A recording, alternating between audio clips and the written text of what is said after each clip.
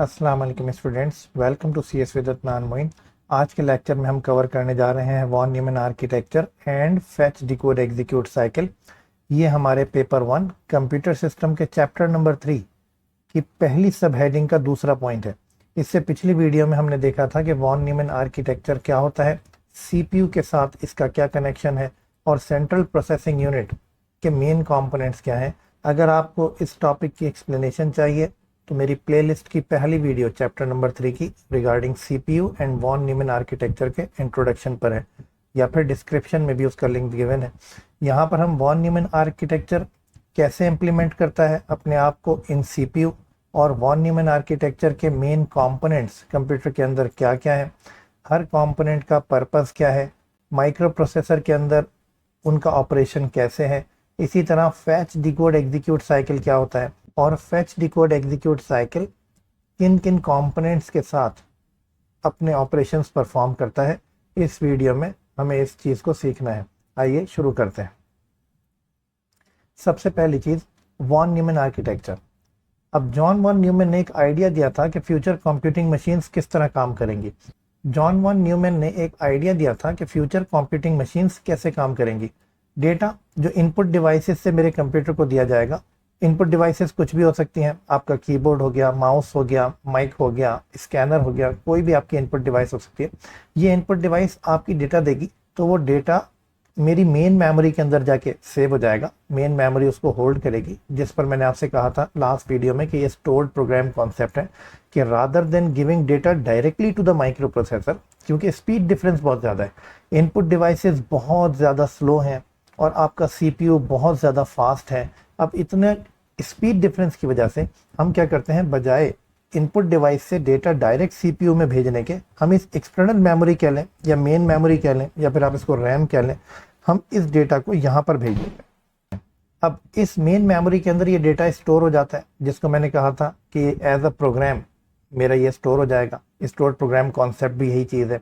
फिर यहाँ से मेरी मेन मेमोरी से माइक्रो प्रोसेसर इस डेटा को यहाँ पे फैच करता है, इस डेटा को यहाँ से ले लेता है, उस डेटा के ऊपर कोई ना कोई ऑपरेशंस परफॉर्म करता है with the help of CU, ALU and registers, और उस ऑपरेशन और उस प्रोसेस के रिजल्ट के तौर पर कोई ना कोई रिजल्ट्स जनरेट होते हैं। वो रिजल्ट्स वापस माइक्रो प्रोसेसर मेन मेमोरी में ही रखवा देता है, और इन रिजल्ट्स को हमें देखने के लिए आउटपुट डिवाइसेस चाहिए। तो मेन मेमोरी से डेटा आउटपुट डिवाइसेस की तरफ ट्रैवल करता है, और आउटपुट डिवाइसेस चाहे वो मेरी स्क्रीन हो या फिर स्पीकर हो या प्रिंटर हो या इसके अलावा और भी कोई आउटपुट डिवाइस हो, मेरा डेटा मेन मेमोरी से आउटपुट डिवाइसेस में जाके एज अ इंफॉर्मेशन और रिजल्ट मैं उसको देख लेता हूँ।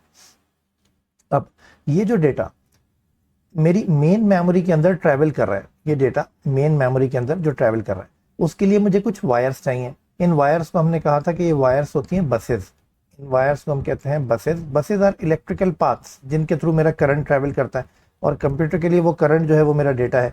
तो मेरी बसेस के थ्रू मेरा डेटा, यानी इन वायर्स के थ्रू डेटा ट्रैवल करता है between the different components of my computer, चाहे वो मेरा सीपीयू हो या फिर वो मेरी मेन मेमोरी हो या फिर वो इनपुट आउटपुट डिवाइसेस हो, कुछ भी हो। इनमें डेटा इंटरचेंज करने के लिए, डेटा एक कंपोनेंट से दूसरे कंपोनेंट में भेजने के लिए मुझे कुछ वायर्स चाहिए। उन वायर्स को हम बसेस कहते हैं। इन बसेस के बारे में मज़ीद डिटेल भी हम नेक्स्ट स्लाइड में देखेंगे, लेकिन आप शॉर्टली ये समझ लीजिए कि 3 तरह की मेन बसेस या 3 तरह के मेन वायर्स हमारे सिस्टम में मौजूद होते हैं। एक बस को हम कहते हैं एड्रेस बस, एक बस है हमारी डेटा बस, और एक बस है हमारी control bus. Address bus addresses को होल्ड करती है, डेटा बस डेटा कैरी करती है, और control bus control signal generate करती है। इन 3 के काम मज़ीद डिटेल में अभी हम नेक्स्ट स्लाइड में दोबारा से गो थ्रू कर लेंगे।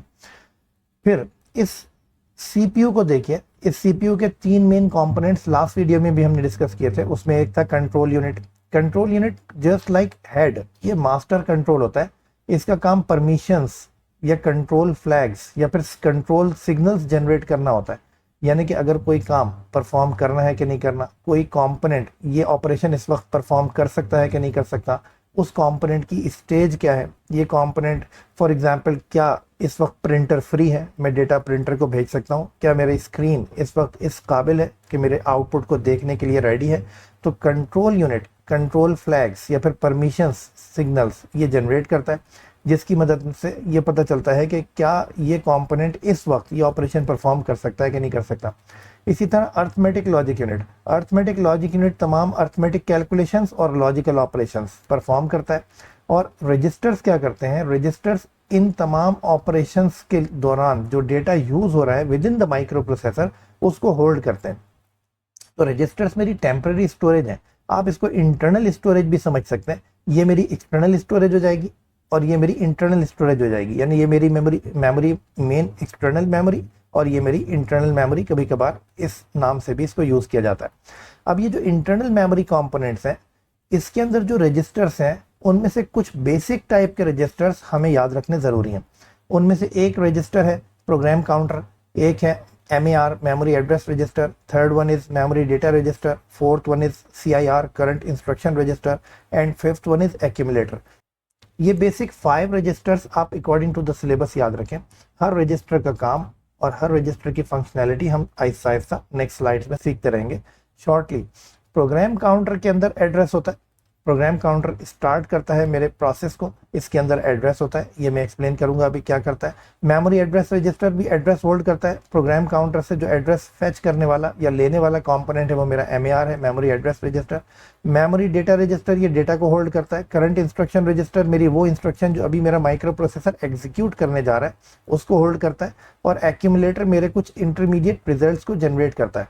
अगर मैं आसानी के लिए आपको कुछ समझाऊं कि फॉर एग्जाम्पल अगर देखें ये आपकी मेन मेमोरी है रैम, इस मेन मेमोरी के अंदर आपके पास बहुत छोटे छोटे बिल्डिंग ब्लॉक्स हैं, बहुत छोटे छोटे डेटा ब्लॉक्स हैं।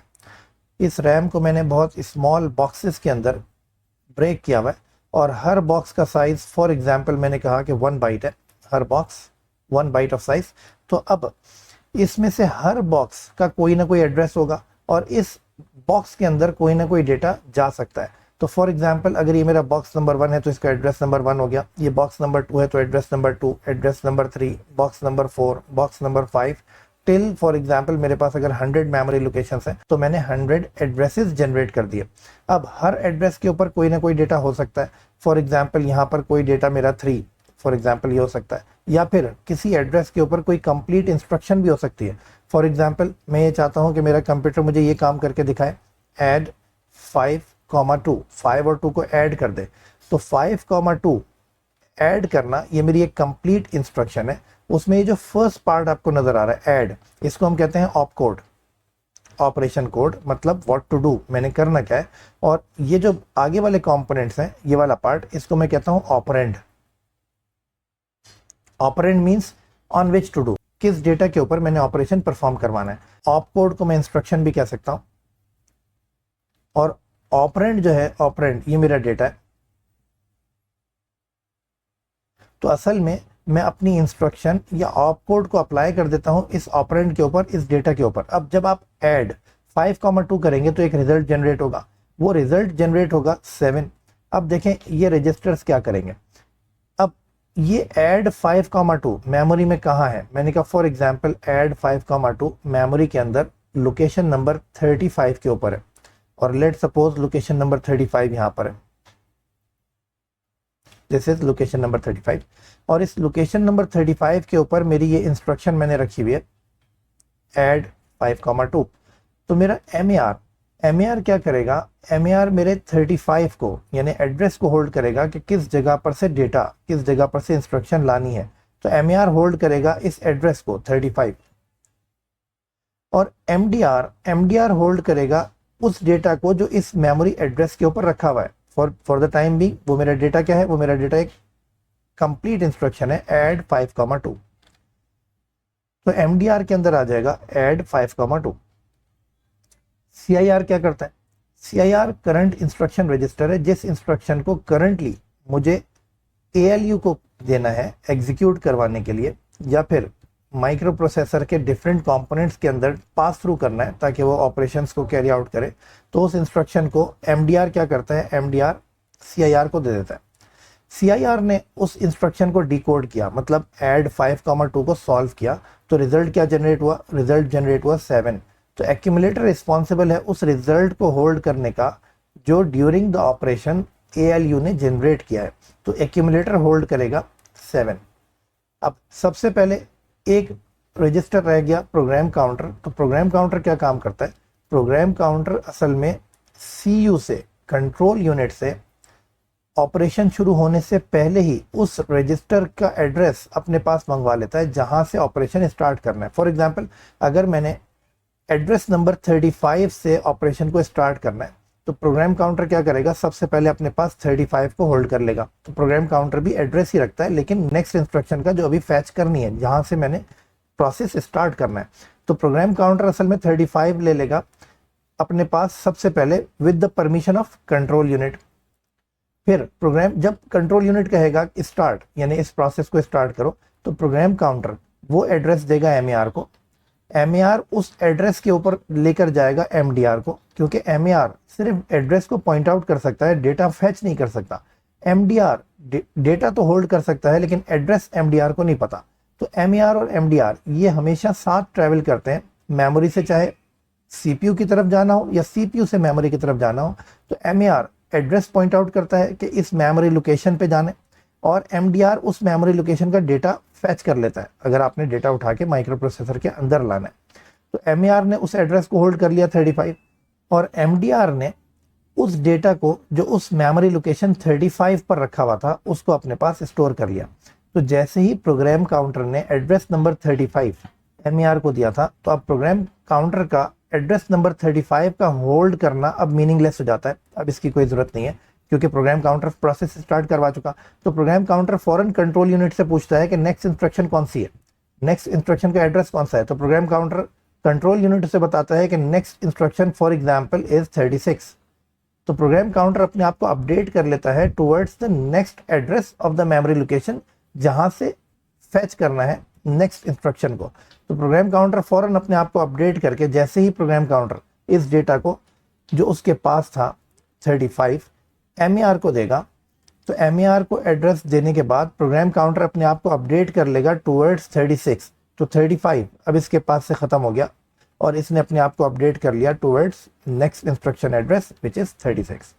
तो जब ये पूरा प्रोसेस कंप्लीट होगा, तो फिर जब एक एक्यूमुलेटर ने 7 जनरेट कर दिया, तो अब नेक्स्ट इंस्ट्रक्शन एग्जीक्यूट करनी है, तो फिर ये साइकिल स्टार्ट हो जाएगा। प्रोग्राम काउंटर फिर उस एड्रेस को दोबारा से एमएआर को देगा। तो अब जो एड्रेस प्रोग्राम काउंटर एमएआर को दे रहा होगा वो होगा 36, और जैसे ही 36 देगा तो फिर अपने आप को अपडेट कर लेगा टुवर्ड्स 37 नेक्स्ट इंस्ट्रक्शन, जब तक प्रोग्राम खत्म नहीं हो जाता। तो अब ये साइकिल इस तरह चलता रहता है। तो प्रोग्राम काउंटर एड्रेस देता है एमएआर को, और प्रोग्राम काउंटर इस एड्रेस को होल्ड करने की परमिशन लेता है कंट्रोल यूनिट के साथ, क्योंकि कंट्रोल यूनिट मास्टर कंट्रोल है। एमएआर अपने साथ एमडीआर को लेके जाता है और उस जगह को पॉइंट आउट करता है जिस एड्रेस से डेटा को फैच करना है। तो एमडीआर उस डेटा को फैच कर लेता है और लाने के बाद देखता है कि उस डेटा को क्या करना है। अगर वो डेटा एक कंप्लीट इंस्ट्रक्शन है, फॉर एग्जांपल ऐड 5,2, अगर वो डेटा एक पूरी कंप्लीट इंस्ट्रक्शन है, यानी उसके अंदर ऑप कोड भी है और उसके अंदर ऑपरेंड भी है, उस डेटा को एमडीआर सीआईआर को दे देता है। सीआईआर देखता है कि उस इंस्ट्रक्शन के अंदर कोई अर्थमेटिक ऑपरेशन तो नहीं है, उस इंस्ट्रक्शन के अंदर कोई लॉजिकल ऑपरेशन तो नहीं है। अगर इंस्ट्रक्शन के अंदर अर्थमेटिकल या लॉजिकल ऑपरेशन है तो सीआईआर फौरन एएलयू को कॉल करता है और एएलयू से कहता है कि भाई इस इंस्ट्रक्शन को एग्जीक्यूट करना है, इसमें अर्थमेटिक ऑपरेशन है, सॉल्व करो। इसमें कोई लॉजिकल ऑपरेशन है, एंड और नॉट, उसको आप रिजॉल्व करो। तो एएलयू रिस्पॉन्सिबल है डिकोड करने का। तो एएलयू इस इंस्ट्रक्शन को डिकोड करता है कि ऐड 5,2 का क्या करना है, रिजल्ट जनरेट करता है 7। तो इस रिजल्ट को होल्ड करने के लिए जो रजिस्टर है हमारे पास वो है एक्यूमुलेटर। तो जो 7 एएलयू ने जनरेट किया था वो एक्यूमुलेटर होल्ड करता है और ये प्रोसेस कंटिन्यू हो जाता है। अब ये जो डेटा ट्रैवल हो रहा है बिटवीन डिफरेंट कंपोनेंट्स, चाहे वो विद इन सीपीयू हो या फिर वो सीपीयू के बाहर से सीपीयू के अंदर की तरफ हो, उनके लिए I need wires, I need conductors. सही है। तो these conductors are called buses, और ये बसेस 3 टाइप्स की हैं, एड्रेस, डेटा और कंट्रोल बस। इनमें से डेटा बस और कंट्रोल बस ये बाई डायरेक्शनल है। बाई डायरेक्शनल का मतलब ये है कि इनसे डेटा सीपीयू के अंदर से बाहर की तरफ भी ट्रैवल कर सकता है और बाहर से अंदर की तरफ भी ट्रैवल कर सकता है। लेकिन एड्रेस बस यूनि डायरेक्शनल है। एड्रेस बस सिर्फ और सिर्फ प्रोग्राम काउंटर से एड्रेस को लेती है, बस वापस रिटर्न कुछ नहीं करती। तो इसलिए एड्रेस बस को हम यूनि डायरेक्शनल रखते हैं, और डेटा बस और कंट्रोल बस ये दोनों बाई डायरेक्शनल होती हैं। इनसे डेटा आ भी सकता है, डेटा जा भी सकता है। मजीद डिटेल में इसको देखते हैं।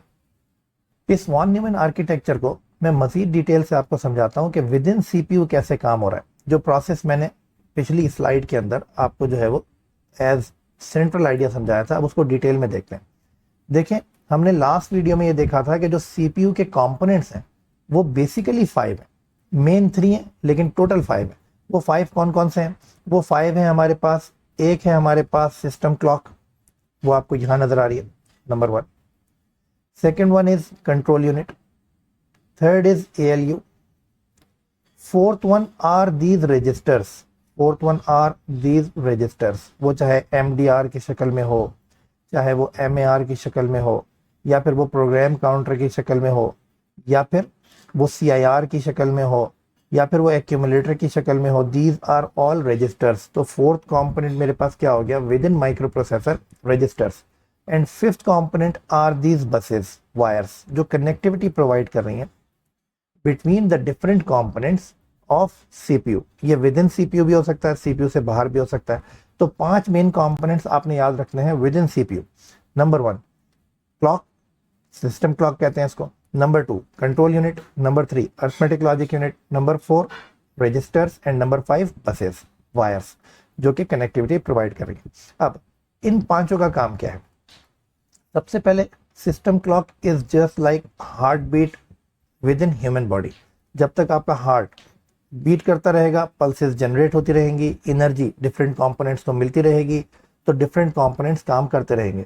तो सिस्टम क्लॉक असल में बेसिकली करंट प्रोवाइड करती है या इलेक्ट्रिसिटी या एनर्जी प्रोवाइड करती है to all the other components, ताकि बाकी सारे ठीक से काम करते रहें। सिस्टम क्लॉक सिंक्रोनाइजेशन भी परफॉर्म करती है। सिंक्रोनाइजेशन का मतलब यह है कि एक कंपोनेंट अगर बहुत स्लो है, दूसरा कंपोनेंट बहुत फास्ट है, तो अगर उनके दरमियान कम्युनिकेशन करनी है तो इस तरह की स्पीड एडजस्ट करेगी कि दोनों कंपोनेंट्स जो है वो सिंक्रोनाइज हो जाएं, सेम स्पीड के ऊपर आ जाएं, ताकि दोनों की स्पीड अगर सेम रहेगी तो डेटा का transfer between the components feasible हो जाएगा। सिंक्रोनाइजेशन सिस्टम क्लॉक ही की रिस्पॉन्सिबिलिटी है। इसी तरह control unit, second one, control unit ये मास्टर कंट्रोल है, जस्ट लाइक ब्रेन। तो system clock was just like heart with in the human body, और control unit is like brain of the human body. Decision making, तो control unit का काम control flags generate करना है। Decision making, yes no, control signals, क्या ये operation perform कर सकता है कंपोनेंट या नहीं कर सकता, ये चीज होनी चाहिए इस वक्त या नहीं होनी चाहिए। तो 1010 की फॉर्म के अंदर ये परमिशंस सेट करता है डिफरेंट ऑपरेशंस के लिए। तो अगर कंट्रोल यूनिट किसी ऑपरेशन को परफॉर्म, एग्जीक्यूट होने की परमिशन देगा तो फिर तो वो ऑपरेशन परफॉर्म हो जाएगा, वो कंपोनेंट वो काम कर लेगा। लेकिन अगर कंट्रोल यूनिट परमिशन ना दे तो फिर ये काम नहीं होगा। तो कंट्रोल यूनिट डिसीजन मेकर है असल में। फिर कंट्रोल यूनिट जब डिसीजन लेता है, फॉर एग्जांपल सबसे पहले कंट्रोल यूनिट ने कहा कि एक काम स्टार्ट करो और मेमोरी से एक डेटा, वो मैंने लास्ट स्लाइड में भी आपके साथ लिखा था कि एक डेटा है इस मेमोरी लोकेशन पे, वो मेमोरी लोकेशन है फॉर एग्जांपल 35, और यहाँ पर कुछ डेटा रखा हुआ है, और वो डेटा मैंने आपकी आसानी के लिए सेम इंस्ट्रक्शन ही रख ली, ऐड 5,2, ये डेटा इस मेमोरी लोकेशन पे रखा हुआ है।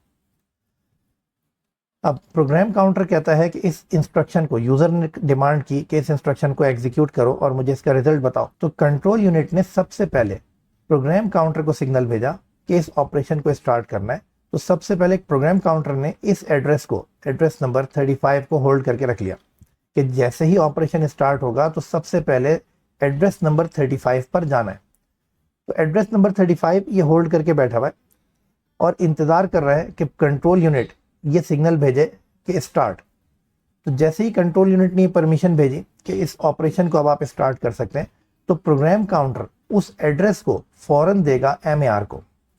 और MAR ने क्या करना है? MAR ने अब इस एड्रेस की तरफ पॉइंट आउट करना है, इस एड्रेस की लोकेशन बतानी है। सही है, MAR ने इस एड्रेस की लोकेशन बतानी है। तो प्रोग्राम काउंटर ने 35 दे दिया MAR को। अब इस लोकेशन से इस डेटा को लेके आना था, तो MAR तो सिर्फ एड्रेस बता सकता है कि ये एड्रेस यहाँ पर है। तो MAR क्या करेगा? अपने साथ MDR को लेके जाएगा। सही है, MAR अपने साथ MDR को लेके जाएगा और MAR इस लोकेशन को पॉइंट आउट करेगा और MDR इस लोकेशन से डेटा को फैच कर लेगा, इस डेटा को उठा के ले आएगा। जब वो डेटा MDR के पास आ गया तो MDR देखेगा क्या वो डेटा एक कंप्लीट इंस्ट्रक्शन तो नहीं है। कंप्लीट इंस्ट्रक्शन मींस उसके अंदर ऑप कोड और ऑपरेंड कंप्लीट तो नहीं है। अगर उसके अंदर एक कंप्लीट इंस्ट्रक्शन है, ऑप कोड भी है और ऑपरेंड भी है, तो फिर MAR उस डेटा को दे देगा CIR को, करंट इंस्ट्रक्शन रजिस्टर को। करंट इंस्ट्रक्शन रजिस्टर देखेगा कि उस इंस्ट्रक्शन के अंदर अर्थमेटिक या लॉजिक, इनमें से कोई ऑपरेशन तो नहीं है। अगर अर्थमेटिक ऑपरेशन है या लॉजिकल ऑपरेशन है, CIR उस डेटा को दे देगा ALU को, अर्थमेटिक लॉजिक यूनिट को। अर्थमेटिक लॉजिक यूनिट ने, और ये बात सही है कि हर कंपोनेंट कंट्रोल यूनिट की परमिशन के साथ ही ये काम करेगा। तो कंट्रोल यूनिट इसको परमिशन देगा, पहले ये परमिशन ले लेगा, तो फिर CIR उस इंस्ट्रक्शन को दे देगा ALU को। ALU उस ऐड 5,2 को रिजॉल्व करेगा, और 5,2 को रिजॉल्व करने के बाद जो 7 जनरेट होगा, उस 7 को दे देगा एक्यूमुलेटर को। तो एक्यूमुलेटर का क्या काम है? एक्यूमुलेटर का काम उस रिजल्ट को होल्ड करना है जो ALU ने जनरेट किया था। तो ये 7 मेरे पास आ गया एक्यूमुलेटर के पास। अब एक्यूमुलेटर ने देखना है कि 7 का क्या करना है। हो सकता है कि मेरी नेक्स्ट इंस्ट्रक्शन ये हो कि जो रिजल्ट आपने जनरेट किया है उस रिजल्ट को स्टोर करवा दो मेमोरी लोकेशन 57 के ऊपर, इस जगह पर मेमोरी लोकेशन 57 के ऊपर इस रिजल्ट को स्टोर करवा दो। तो अब क्या होगा? अब ये होगा कि प्रोग्राम काउंटर, क्योंकि एक स्टेप आगे चलता है, address of the next memory location hold करता है। तो जब 35 प्रोग्राम काउंटर ने इसको दिया होगा MAR को, तो प्रोग्राम काउंटर ने अपने आप को अपडेट कर लिया होगा towards the next instruction. For example let suppose कि जो रिजल्ट जनरेट किया था ALU ने और एक्यूमुलेटर को दिया था, दैट वाज 7, उसको आप 36 लोकेशन के ऊपर स्टोर करवा कर आ जाओ। यहां पर 36 पर एक और इंस्ट्रक्शन थी, स्टोर। तो जैसे ही प्रोग्राम काउंटर ने 35 पास किया था टुवर्ड्स MAR, तो प्रोग्राम काउंटर ने अपने आप को अपडेट कर लिया था फ्रॉम 35 टू 36। प्रोग्राम काउंटर ने अपने आप को 36 के ऊपर अपडेट कर लिया था। तो नेक्स्ट इंस्ट्रक्शन जब हुई तो प्रोग्राम काउंटर ने क्या किया? 36 वाली इंस्ट्रक्शन के एड्रेस को दे दिया MAR को। फिर MAR ने क्या करना है? ये डेटा जो एक्यूमुलेटर के पास है विच वॉज 7, उसको रख के आना है इस जगह के ऊपर। तो एक्यूमुलेटर उस डेटा को दे देगा MDR को, MAR अपने साथ MDR को लेके जाएगा, और MAR का काम है इस जगह के ऊपर इस लोकेशन को पॉइंट आउट कर दे, और MDR क्या करेगा? यहाँ पर राइट ऑपरेशन परफॉर्म कर देगा, सही इस जगह के ऊपर इस डेटा को रख देगा। तो पहला जो ऑपरेशन था वो था रीड, यहाँ से डेटा को लेकर आना था। तो भी MAR और MDR दोनों साथ गए थे। MAR ने उस लोकेशन को पॉइंट आउट किया था, MDR ने उस डेटा को फैच कर लिया था, रीड कर लिया था। और सेकेंड फेज के अंदर भी MAR ने क्या किया? इस 36 लोकेशन को पॉइंट आउट किया, और MDR ने उस जगह के ऊपर डेटा को स्टोर कर दिया। इस तरह ये प्रोसेस चलता रहता है। अब ये तमाम ऑपरेशंस जो चाहे with in components with in CPU चल रहे या फिर CPU से बाहर मेन मेमोरी की तरफ हमें भेजने हैं या मेन मेमोरी से मंगवाने हैं, इन तमाम के लिए मुझे वायर्स चाहिए, बसेस। ये वायर्स मेरे इलेक्ट्रिकल पाथ्स हैं जिनके ऊपर मेरा ये डेटा ट्रैवल करता है। अब ये जो वायर्स हैं ये हमारे पास 3 तरह के थे, एक है कंट्रोल बस, एक है एड्रेस बस और एक है डेटा बस। ये 3 मेन बसेस हैं। इन तीनों बसेस को कंबाइन करके हम एक नाम देते हैं सिस्टम बस। तो जब कभी भी अगर कोई कहे कि आपके कंप्यूटर की सिस्टम बस क्या चीज़ है, तो सिस्टम बस असल में कॉम्बिनेशन है 3 बसेस का, control bus, address bus, data bus. इनमें से जो कंट्रोल बस है, कंट्रोल बस ये कंट्रोल यूनिट के साथ अटैच होती है। अगर मैं आपके साथ शेयर कर दूं, जो कंट्रोल बस है ये कंट्रोल यूनिट के साथ जुड़ी हुई होती है। तो इसका काम है कंट्रोल सिग्नल्स, कंट्रोल फ्लैग्स लेके जाना, यानी परमिशंस।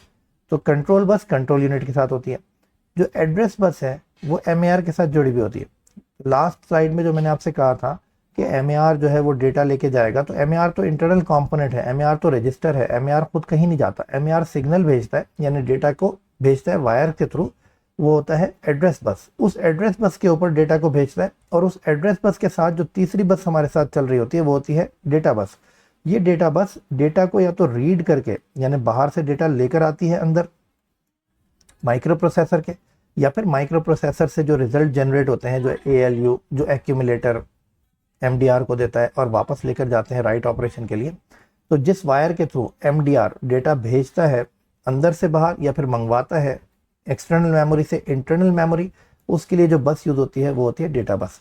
तो ये 3 तरह की बसेस 3 डिफरेंट कंपोनेंट्स के साथ कनेक्ट होती हैं, और ये डेटा को ट्रैवल करवाने में हेल्प आउट करती हैं बिटवीन द कंपोनेंट्स। तो इन 3 बसेस को हम कहते हैं सिस्टम बस।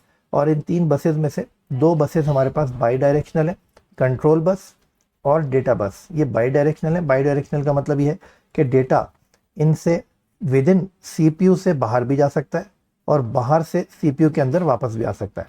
इसी तरह कंट्रोल बस कंट्रोल फ्लैग्स यानी परमिशन सेट भी कर सकती है, और डिफरेंट डिवाइसेस कंट्रोल यूनिट को अपना स्टेटस भेज भी सकती हैं।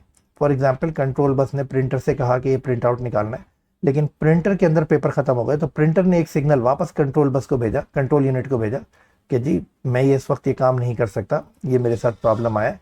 तो कंट्रोल बस एक्सटर्नल कंपोनेंट से डेटा लेके आ भी सकती है, सिग्नल ला भी सकती है, और सीयू से कंट्रोल यूनिट से सिग्नल एक्सटर्नल कंपोनेंट्स को भेज भी सकती है। तो कंट्रोल बस भी बाई डायरेक्शनल है, डेटा बस भी बाई डायरेक्शनल है, एड्रेस बस यूनी डायरेक्शनल है। यूनी डायरेक्शनल का मतलब ये है कि ये सिर्फ और सिर्फ डेटा रिसीव करती है फ्रॉम द प्रोग्राम काउंटर और उस मेमोरी लोकेशन की तरफ पॉइंट आउट करती है, और वहाँ पर एमडीआर का काम है वहाँ से डेटा को फैच करना या फिर राइट करना। तो फिर कंट्रोल बस और डेटा बस ये बाई डायरेक्शनल हो गई, और एड्रेस बस आपकी यूनी डायरेक्शनल हो गई। अब ये जो पूरा प्रोसेस है उसमें दो रजिस्टर्स हमेशा साथ साथ काम करते हैं, एक है MER मेमोरी एड्रेस रजिस्टर और एक है MDR। ये दोनों हमेशा रीड ऑपरेशन हो या राइट ऑपरेशन हो, इनका काम हमेशा साथ होता है। तो इसको एक नज़र दोबारा से समझ लीजिए कि MER और MDR क्या करते हैं। फॉर एग्जाम्पल अगर रीड ऑपरेशन है, रीड ऑपरेशन का मतलब ये है कि मेन मेमोरी से डेटा CPU के अंदर लेकर आना है। तो ये क्या करेंगे, इस मेन मेमोरी में फॉर एग्जाम्पल ये एक एड्रेस है और मेन मेमोरी के अंदर everything will be in binary. मैंने आपको खाली समझाने के लिए बता दिया कि एड्रेस नंबर 1 2 3 4 till 100 होगा। विद इन मेन मेमोरी तमाम communication will be in binary. तो जो एड्रेसेस होंगे एड्रेसेस भी बाइनरी में होंगे, और जो डेटा रखा हुआ है उन एड्रेसेस के ऊपर वो भी बाइनरी में होगा। तो एड्रेसेस जो ये बाइनरी वाले हैं ये एड्रेस बस के थ्रू MER के पास जाते हैं, और ये जो डेटा है ये डेटा बस के थ्रू MDR के पास जाता है। तो अगर रीड ऑपरेशन है, रीड ऑपरेशन का मतलब ये है कि आपने एक डेटा माइक्रो प्रोसेसर के अंदर लेकर आना है, रीड ऑपरेशन। तो MER ने क्या किया, MER ने उस एड्रेस की तरफ पॉइंट आउट किया जिस एड्रेस से डेटा को उठाना है। तो MER ने बताया कि इस लोकेशन पर जाओ। कंट्रोल बस कंट्रोल यूनिट ने वो कंट्रोल सिग्नल यानी परमिशन सेट की कि क्या ये ऑपरेशन परफॉर्म हो सकता है कि नहीं। तो with the permission of control unit control bus ने control flag permission signal generate किया। फिर MDR ने क्या किया, MDR ने इस जगह से ये वाला डेटा रीड कर लिया, इस डेटा को ले लिया with the help of data bus. MDR इस डेटा को लेकर आ गई माइक्रो प्रोसेसर के अंदर। तो ये तो रीड ऑपरेशन हो गया। अगर राइट ऑपरेशन हो, फॉर एग्जांपल माइक्रो प्रोसेसर ने कोई रिजल्ट जनरेट किया, जैसे कि हमारे केस में 7 था, उस 7 को भी एक्यूमुलेटर ने MDR ही को देना था, MDR को दे दिया, और फिर MDR ने MER से पूछना था कि किस लोकेशन के ऊपर रख के आना है। अब फॉर एग्जाम्पल कोई रिजल्ट अगर जनरेट होना है और उस रिजल्ट को मेन मेमोरी के ऊपर रख के आना है, तो उसको हम कहते हैं राइट ऑपरेशन। पहला वाला था फैच, उसको हमने कहा था रीड ऑपरेशन। तो राइट ऑपरेशन में क्या हुआ, MER को मैंने वो लोकेशन दी जिस लोकेशन के ऊपर मुझे डेटा भेजना है। Control unit definitely permission generate करेगा with the help of control bus permissions के साथ। MDR क्या करेगा, उस 7 को एक्यूमुलेटर से लेगा और उस 7 को उस मेमोरी लोकेशन पर राइट करके आ जाएगा जिस मेमोरी लोकेशन को पॉइंट आउट कर रहा है MER। तो ये हमारा कहलाता है राइट साइकिल। ठीक है, तो रीड ऑपरेशंस और राइट ऑपरेशंस ये कंटिन्यूसली होते रहते हैं मेरी प्रोग्रामिंग इंस्ट्रक्शंस के दरमियान। लेकिन मेरे प्रोग्राम में एक इंस्ट्रक्शन तो होती नहीं है। मेरे प्रोग्राम में, प्रोग्राम का तो मतलब ये है कि सेट ऑफ इंस्ट्रक्शंस, बहुत सारी इंस्ट्रक्शंस हैं, और मैंने ये किया कि एक प्रोग्राम लिखा, for example set of instructions, और उस प्रोग्राम के अंदर मेरे पास लेट सपोज ये मेरी बहुत सारी इंस्ट्रक्शंस हैं फ्रॉम 1 to 100। तो इन तमाम इंस्ट्रक्शंस को मैंने मेन मेमोरी रैम के अंदर लिख दिया, जिसकी वजह से ये बना स्टोर्ड प्रोग्राम कॉन्सेप्ट। और मैंने फिर माइक्रो प्रोसेसर को रिक्वेस्ट किया कि now my programme is ready, आप इसको एग्जीक्यूट कर लो। तो माइक्रो प्रोसेसर क्या करेगा, फर्स्ट इंस्ट्रक्शन को फैच करेगा, फिर इसको डिकोड करेगा और फिर एग्जीक्यूट करके रिजल्ट जनरेट कर देगा। फिर सेकेंड इंस्ट्रक्शन को fetch, then third instruction fetch decode execute, fourth instruction fetch decode execute, till the last instruction of my programme.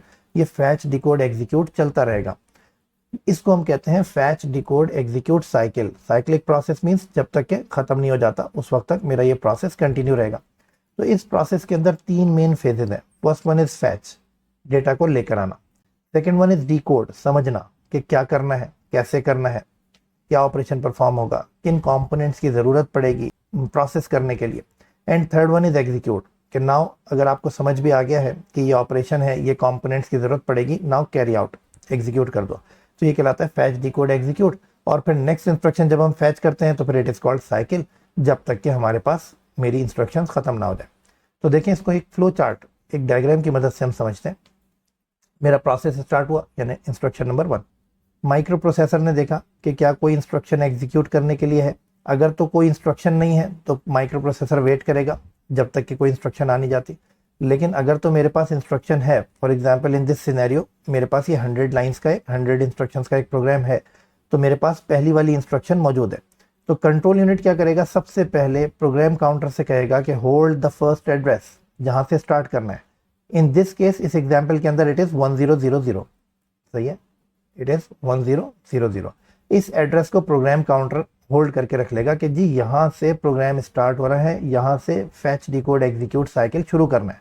तो प्रोग्राम काउंटर का क्या काम है, प्रोग्राम काउंटर का काम यह है कि hold the address of the next executable instruction. Program counter इसको रख लेगा। फिर प्रोग्राम काउंटर ये एड्रेस दे देगा एमएआर को।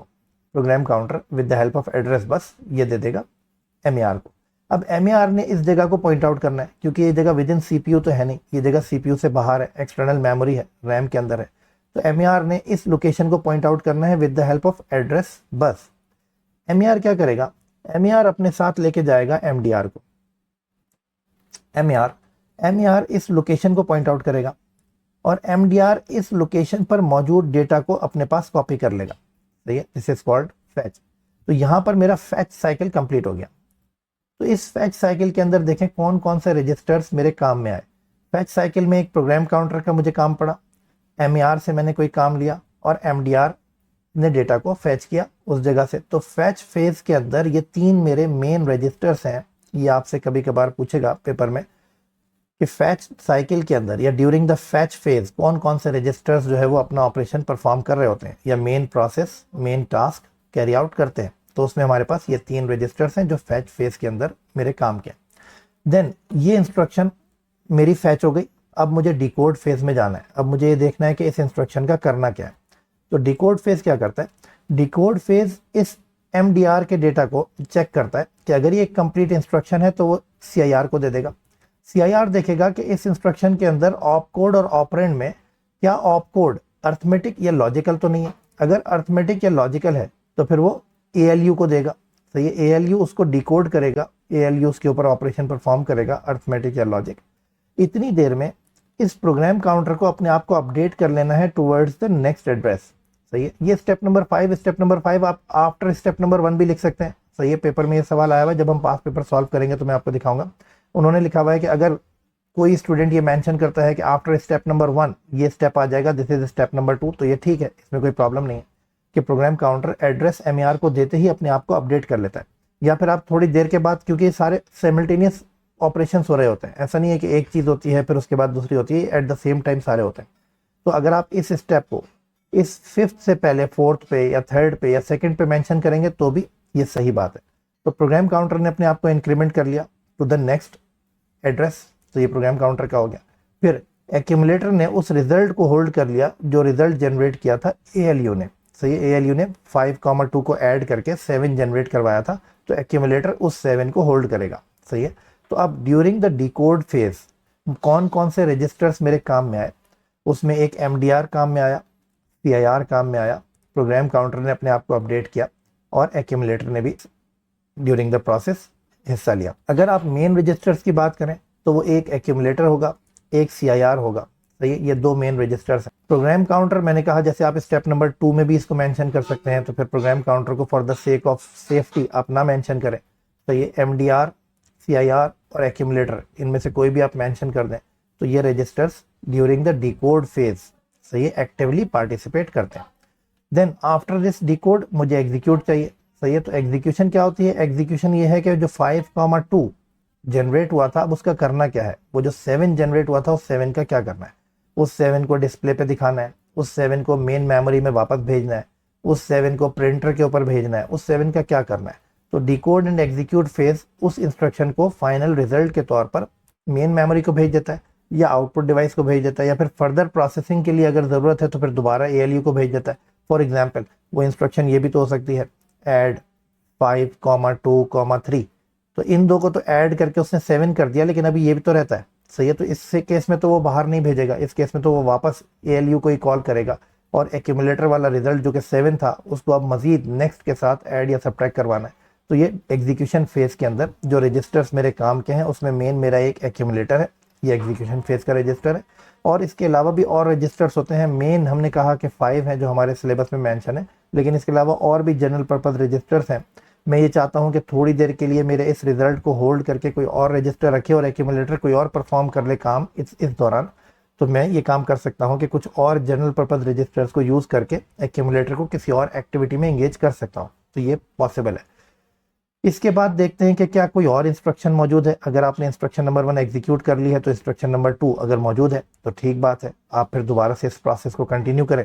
ये प्रोसेस वापस ऊपर जाएगा और नेक्स्ट फैच पे आ जाएगा इधर। इसी तरह 1 बाय 1 तमाम इंस्ट्रक्शंस एग्जीक्यूट होंगी और लास्ट जब इंस्ट्रक्शन नंबर 100 आप एग्जीक्यूट करेंगे और आपको पता चलेगा कि पूरा प्रोग्राम खत्म हो गया, इंस्ट्रक्शन नंबर 100 एग्जीक्यूट हो गई, तो अभी कोई और इंस्ट्रक्शन तो मेरे पास नहीं है। अगर नहीं है तो फिर नो की तरफ चले जाएं और आपका प्रोग्राम खत्म हो जाएगा। इसको हम कहते हैं फैच डिकोड एग्जीक्यूट साइकिल। इस वीडियो को दोबारा से ध्यान से देखिए, ये बहुत काम आएगा टॉपिक आइंदा, क्योंकि पेपर 2 में जब हम प्रोग्रामिंग स्टार्ट करेंगे तो फिर हम उसमें यही concept 1 instruction fetch then decode then execute, उसी से हम अपनी कोडिंग भी स्टार्ट करेंगे या एल्गोरिथम्स या सूडो कोड को स्टार्ट करेंगे। इसलिए इस वीडियो को दोबारा से ध्यान से देखिए और इस कॉन्सेप्ट को अच्छी तरह अपने जहन में बिठा लीजिए। मिलते हैं नेक्स्ट वीडियो में नेक्स्ट टॉपिक के साथ। अल्लाह हाफिज़।